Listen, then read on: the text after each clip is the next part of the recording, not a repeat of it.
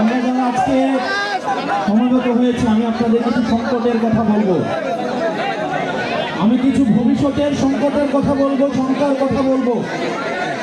আপনি যদি এখানে আমার কিছু মায়েরা আছেন, আমার অনেক মায়েরা আজকে উপস্থিত হয়েছেন, আপনার সন্তানের জন্য কিছু শঙ্কার কথা আজকে বলবো।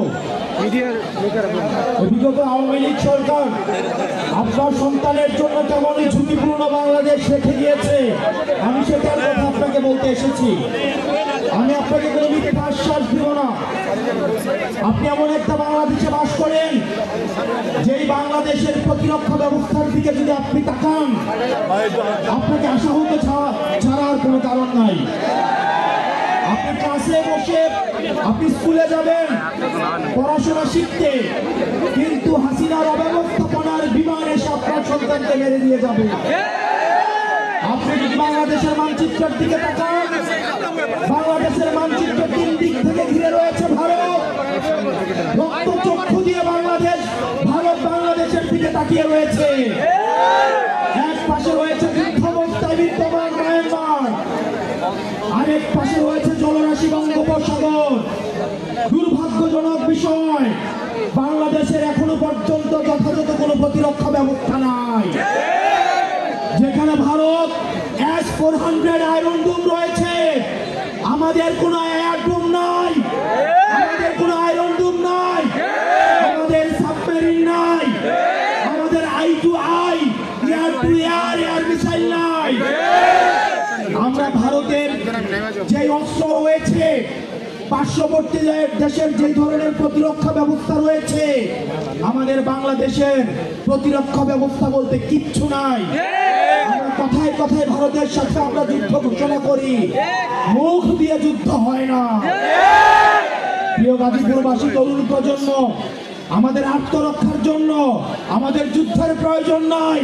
আমরা শান্তি চাই, কিন্তু আমাদের আত্মরক্ষার জন্য আমাদের আধুনিক অস্ত্র প্রয়োজন রয়েছে। আমাদের জেট বিমানের প্রয়োজন রয়েছে, আমাদের আধুনিক সাবমেরিনের দরকার রয়েছে, আমাদের অতি দ্রুত আয়রন ডোমের দরকার রয়েছে। সেজন্য আমাদের আধুনিক এই প্রতিরক্ষা ব্যবস্থা ঢেলে সাজাতে হবে। আমরা এনসিপি যদি সুযোগ পাই, আমরা যদি ভবিষ্যতে এনসিপি যদি সুযোগ পাই, আমরা অবশ্যই বাংলাদেশে প্রতিরক্ষা ব্যবস্থায় আমরা অবশ্যই সমৃদ্ধ হব। প্রত্যেকটা ঘরে ঘরে আমাদের এই যুদ্ধ সম্পর্কে, আমাদের এই প্রতিরক্ষা ব্যবস্থা সম্পর্কে সন্তানদেরকে সচেতন করতে হবে। শুধু লিপ সার্ভিস দিয়ে ভবিষ্যৎ বাংলাদেশে সার্ভাইভ করা কোনোভাবেই সম্ভব নয়। আপনারা জানেন, হাসিনার যে প্রতিরক্ষা ব্যবস্থা, হাসিনা আর্মিকে একটা রাজমিস্ত্রিতে পরিণত করেছে, কনস্ট্রাকশন কোম্পানিতে পরিণত করেছে। আমাদের আর্মিকে যুগোপযোগী এবং আধুনিক করতে হবে। সেটির জন্য আমাদের সেনাবাহিনীর যথাযথ এবং বিশ্বমানের প্রশিক্ষণের মধ্য দিয়ে, বিশ্বমানের অস্ত্র দিয়ে, বিশ্বমানের প্রযুক্তি দিয়ে আমাকে এই সেনাবাহিনীকে ভবিষ্যতের বাংলাদেশের প্রতিরক্ষার জন্য প্রস্তুত করতে হবে। প্রিয় গাজীপুরবাসী, আমরা এখানে অনেক পুলিশ রয়েছে, আমাদের পুলিশে কর্মরত আমাদের অনেক ভাই রয়েছে, কিন্তু পুলিশের নিচের শ্রেণীর যদি দিকে তাকান, পুলিশের বিভাজন রয়েছে। আজকে কোন একটা সংকট তৈরি হোক, সব ড্রাইভার যায় একজন কনস্টেবল থেকে এসআই পর্যন্ত, ওসি পর্যন্ত, আর উপরে যারা রয়েছে তারা ক্ষমতার লোভে দেখা যায় তারা অন্ধ হয়ে যায়। সেজন্য আমাদের পুলিশ সংস্কার কমিশন আমাদের অতি দ্রুত বাস্তবায়ন করতে হবে।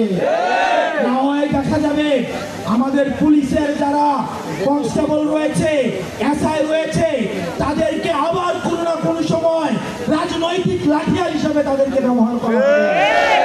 সেজন্য পুলিশ ভাইয়েরা, আমরা আপনাদেরকে বিনীতভাবে অনুরোধ করব, আপনারা আর কোনো লাঠিয়াল বাহিনী হয়েন না, আপনারা বাংলাদেশপন্থী পুলিশ হন। আমরা এনসিপি প্রতিজ্ঞা করছি, আমরা কোনো পুলিশকে রাজনৈতিক ভাবে ব্যবহার করতে চাই না। পুলিশ বিএনপির হওয়ার দরকার নাই, এনসিপির হওয়ার দরকার নাই। পুলিশ হবে জনতার, পুলিশ হবে বাংলাদেশের। সেটির জন্য পুলিশ ভাইয়েরা যারা যারা রয়েছেন আমরা জানি আপনাদেরকে ব্যবহার করা হয়। যেই সরকার আসে সেই সরকার আপনাদেরকে ব্যবহার করে। আর কিছু ধান্দাবাজ উপরের দিকের অফিসার রয়েছে, তারা আমাদের পুলিশ ভাইদেরকে তারা লাঠিয়াল হিসেবে ব্যবহার করে। অতি দ্রুত পুলিশ সংস্কার কমিশন বাস্তবায়নের মধ্য দিয়ে আমাদের পুলিশকে অবশ্যই অরাজনৈতিকভাবে তাদেরকে ফাংশন করার সুযোগ দিতে হবে। আমরা বক্তব্য দীর্ঘায়িত করছি না। আমাদের আহ্বায়ক জনাব নাহিদ ইসলাম পরবর্তী বাংলাদেশ বিনির্মাণে আপনাদের করণীয় নিয়ে বলবেন। জনাব নাহিদ ইসলাম আমাদের যেই দিক নির্দেশনা দিবেন আমরা সেই দিক নির্দেশনা বাস্তবায়নে প্রয়োজনে যদি নিজের জীবন দিতে হয়।